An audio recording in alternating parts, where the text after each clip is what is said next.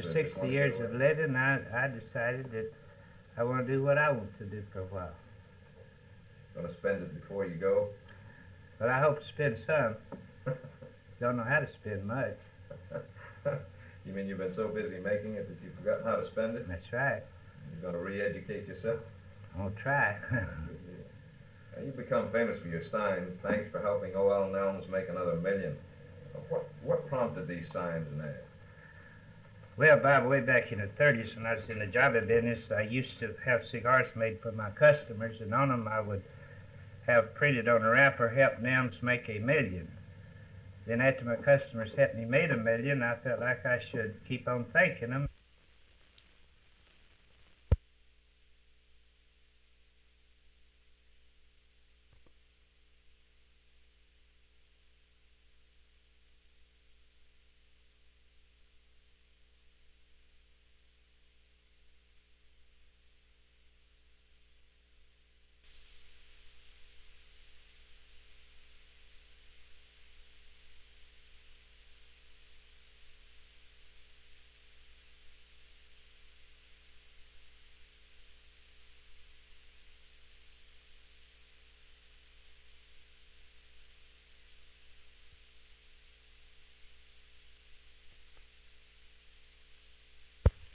I've considered it very successful, considered the type of violators that we were attempting to arrest.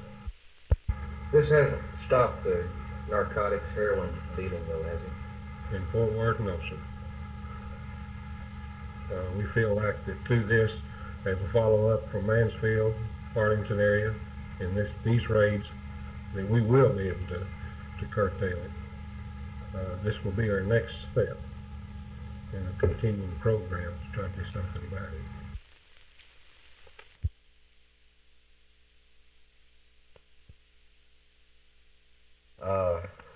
With regard to this matter that I was informed of last night and the use of the Royal Oaks Country Club facilities for Lee Carter Jr.,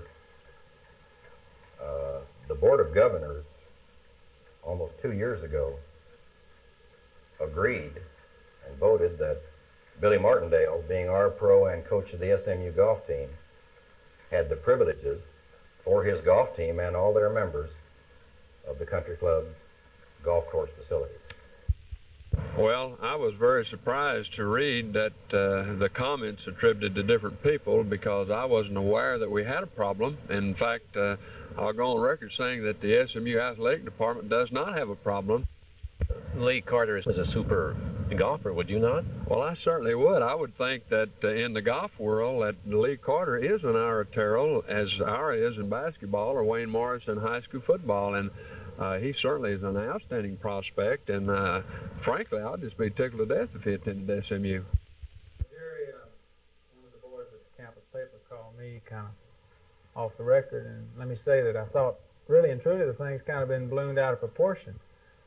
We talked a little bit about the golf program, and he mentioned some of the boys asking me if I was going to recruit.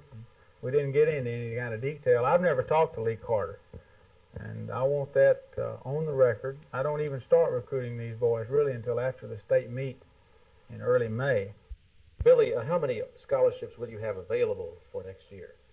Jerry, I'm glad you asked that. We finished second in the Southwest Conference to Texas this time, and I had 3 sophomores and 2 freshmen on that team. And so everybody on my team basically is returning. I have only a total of 6 scholarships to work with, and since I have everybody returning, I have very little scholarship help to give out.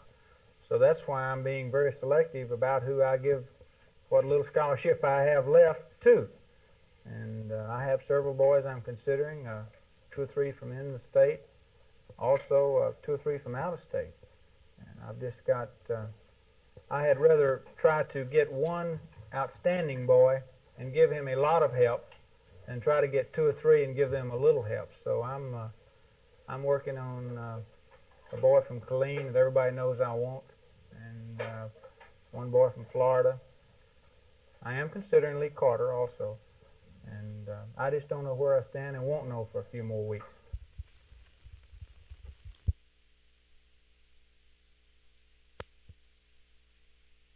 I think that Dallas and Fort Worth area and here in Arlington is going to be pretty much like Minnesota and Milwaukee, Boston and other cities where they draw primarily in June, July, and August when the children are out of school, and that's what we're looking forward to.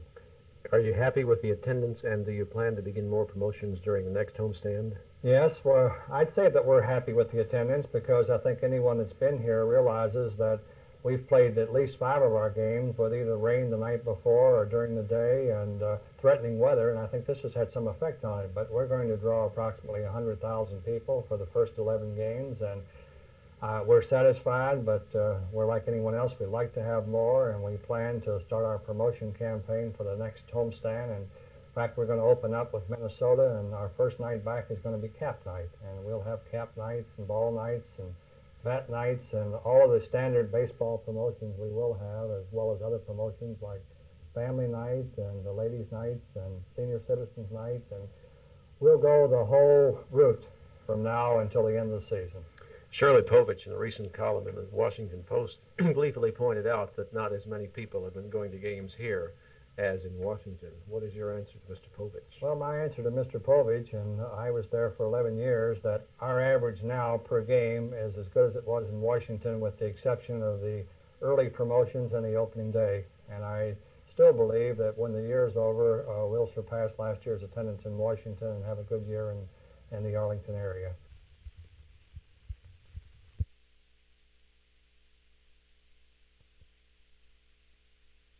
Well, we feel that if the Dallas had put it on their bond issue and end of this month when we go up seeking a franchise, we would definitely show the National Hockey League that Dallas is interested in a hockey and is interested in putting a facility, even though the actual location of the stadium was not designated on the bond issue. What this in effect does is really throws us to Grand Prairie.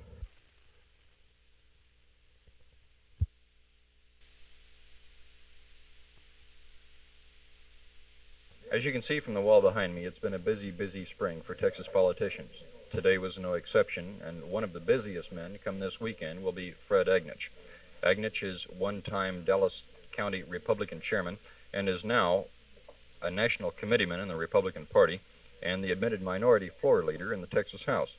Before leaving for Washington for the National Committee meeting Saturday that's going to move the National Convention to Miami Beach, Agnich predicted that 50,000 people would vote in the GOP primary in Dallas County. He also predicts a Republican vote of 200,000 statewide with the pickup of 10 seats in the legislature. Well, I think that we will probably double the number of representatives in the House from 10 to 20, perhaps slightly higher. And of course, as you know, in the last special session, the 10 votes were the crucial votes, the balance of power, if you will, so that we'll have twice that money, and I think it will be an extremely effective and a very powerful group because it will be well organized and we will be well disciplined when it comes to voting on measures of importance. I doubt that I get very many Republican votes anyway. 200,000. I look for about 1.8 million or 2 million Democratic voters. I don't know how it could affect us. I really don't. We do attract a good many conservative voters. We sure do, and it could be decisive. And I'll say this about this race Saturday night: you never could tell. 1 or 2 percentage points might determine who's in the runoff because I think it's pretty close. That's right. The Dallas Press Club saved Governor Preston Smith for its last hot seat of the campaign. Besides talking about Republican votes, the governor also talked about taxes.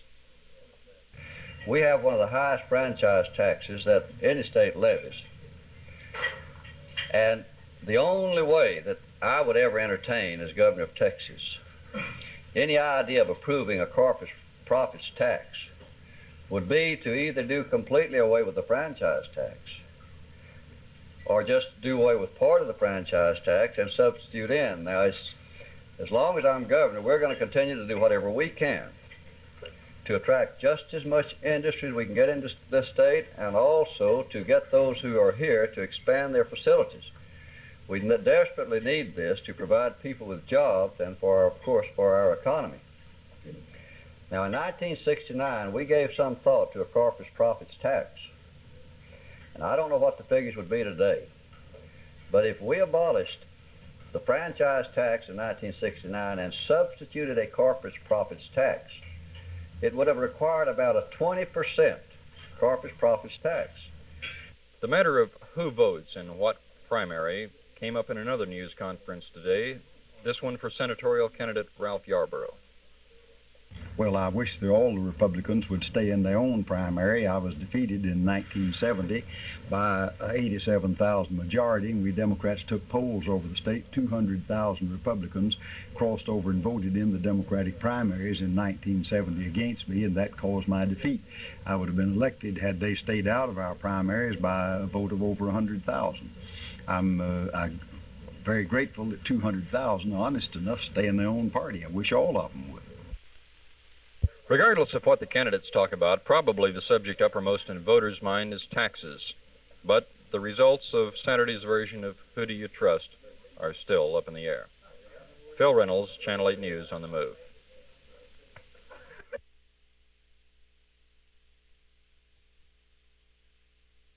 Surprisingly, there aren't any strain lines in Bill Wiseman's face.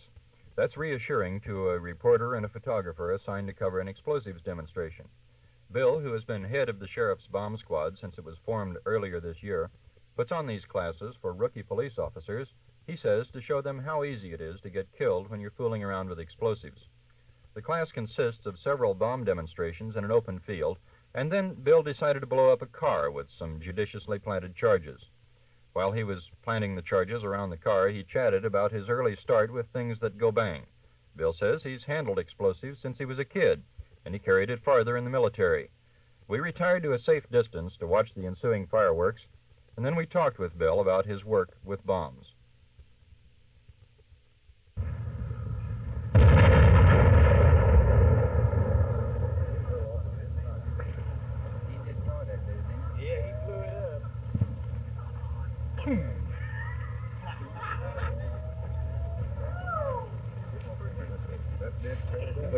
Guarantee you did.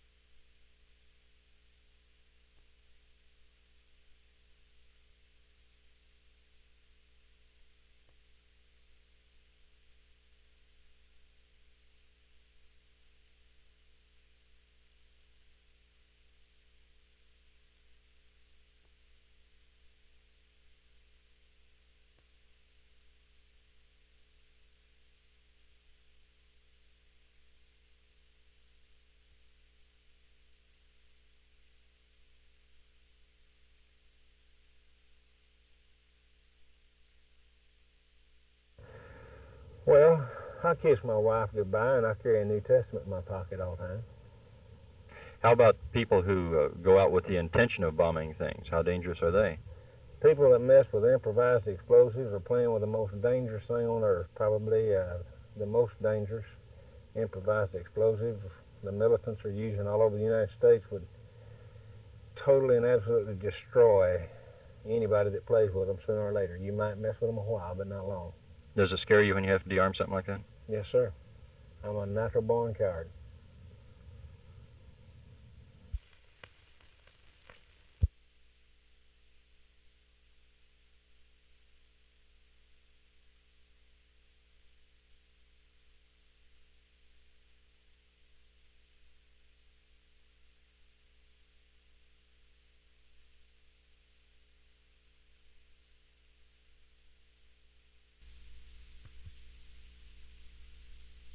Say, do you remember back in mid-January when you started seeing and hearing all those news stories about the FBI conducting gambling raids up along Ross Avenue, over on Greenville Avenue, raiding places like Chapman Motors here at 4312 Ross Avenue, or Bosco Service Station down the street at 2701. Over in the 2200 block of Greenville Avenue, a restaurant, numerous homes around Dallas and Mesquite. You remember back in January? Confiscated a lot of gambling paraphernalia. The FBI took full credit for the operation as well as the raid. They went to a federal judge, got permission to wiretap for 30 days. During those wiretaps, they got a great number of voices and pertinent information to build their case. But there was more to it than wiretaps. There was a great deal of surveillance work done. That work, Channel 8 News has learned, was done by the city of Dallas. Yet in those news releases back in January, they said the Dallas Police Department did not participate. Indeed, the Dallas Police Department rented across the street from Chapman Motors at 4311 an apartment for a period of 10 months in the name of Jerry Willingham. From the upstairs west side apartment at 4311, Dallas police officers kept surveillance on Chapman Motors. We don't know how long, but for many hours. The Dallas Police Department spent a lot of money on rent and in manpower, but they ran out of funds in their general operational fund for surveillance purposes, and they went to the FBI and they asked for help, financial help, manpower help, any kind they could get to continue to build their case against the gamblers on Ross Avenue. But the FBI took the attitude that, well, we don't help out on those investigations. We can't loan you men, but we will be glad to take over the case from here and continue to build it for you. They did so. They got their wiretap, and they made their raid. It has now been 3.5 months since those raids, the night of January 18th. Yet not one single indictment has been returned before a federal grand jury. Why? Channel 8 News has learned that U.S. Assistant District Attorney Cecil Emerson, the man who has been tasked with building this case, is going to be leaving Dallas.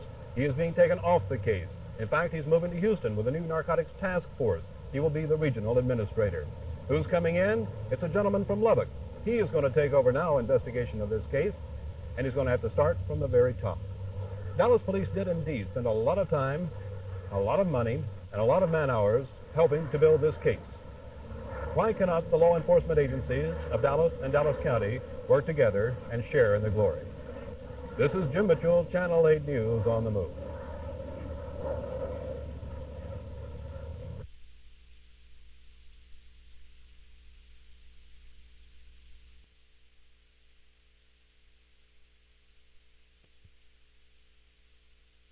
Because of the fact that these police killings have been taking place, it is apparent that we have a need in this city to bring greater community support to both police, crime prevention, education, transportation, etc., so that the inner city in Dallas do not become what has happened to many cities such as New York, where public parks are warned against entering by the police department.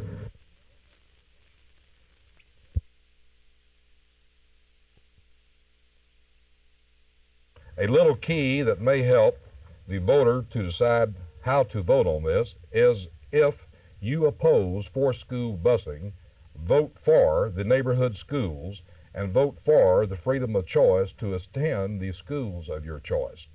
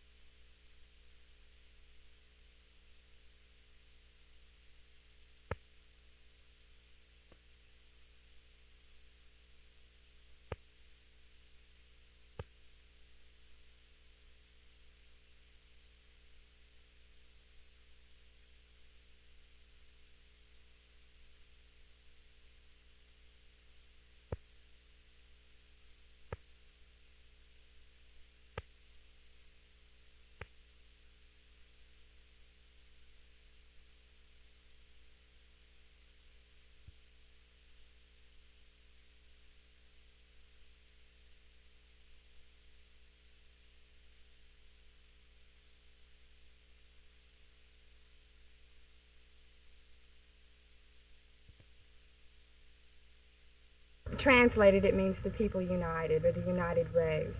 And we have a Chicano base for organizing purposes, but that's all. We're running 3 blacks and a couple of Anglos in this election, and who are members of the party. You know, the problems that we're striving to change are educational, they're economic, and those problems are not, you know, they're not just Chicano problems. Now, they're problems that affect disenfranchised whites, you know, Indians, blacks. You know, they're not just our problems.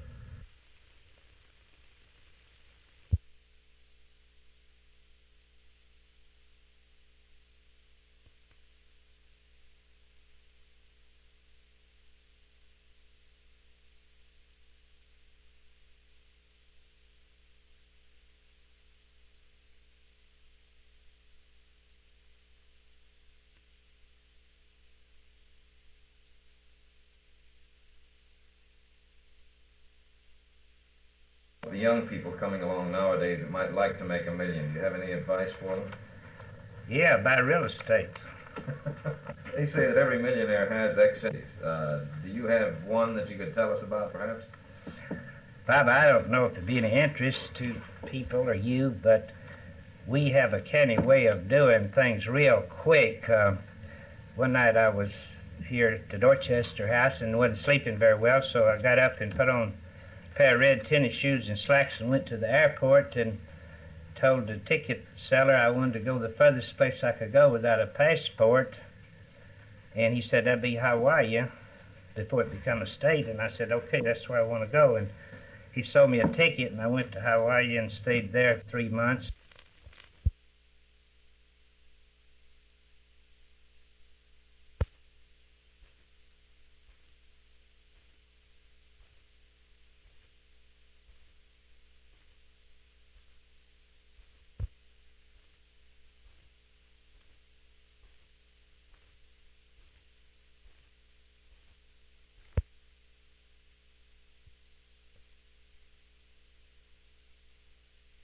In the House, are you looking for a coalition, perhaps with the Dirty 30 or with some other Democrats?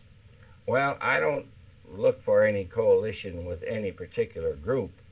Depending upon the issues involved, that will determine who we vote with. I think that under the present circumstances, we are much more likely to unite with the conservative Democrats, because I think that reform measures are well underway, and I think that that's more likely where we will affiliate, because our ideological backgrounds are so similar. Assuming you do wind up with 20 Republican representatives, do you think that's enough power to stand on your own as a bloc? Oh, I think so, yes, beyond any question. Sure will. The Republican vote in the primary. Surely, let's count noses. If they really want a two-party state, why don't they go in their own party and build one? They keep they keep a foot in each party. They're these switch hitters that want to pick up the loot whoever wins. They don't really believe that the Republican Party is. I'm not talking of Republicans alone. I'm talking these switch hitters that jump from one party to another. They don't really believe in the ideals of either party. They want to pick up all the loot in the way of patronage and privileges they can get out of whoever wins. I believe in each party writing its own platform. For a wide difference, give the people a choice.